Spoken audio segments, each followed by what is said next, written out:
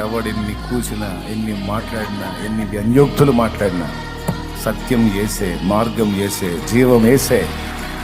ఏసే నిజమైన దేవుడు, ఏసే లోక రక్షకుడు, ఏసే పాపల కొరకు ప్రాణం పెట్టి తిరిగి లేచిన ఏకైక దేవుడు.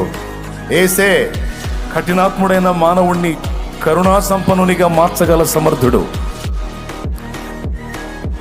నీచమైన ప్రవృత్తిలో బ్రతికిన వానికి అద్భుతమైన మాదిరినిచ్చి మంచి మనిషిగా, దేవ స్వభావంలో పాలివాడుగా చేసినటువంటి దమ్మున్నవాడు యేసయ్య.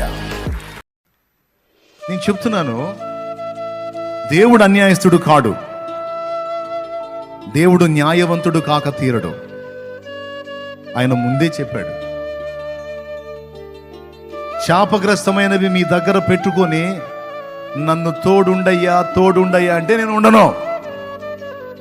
మొహమాటమే లేదు. నేను నీకు తోడై ఉండాలంటే నీ మధ్య నుండి పాపమును తొలగించు, శపితమైన వాటిని తీసివేయి.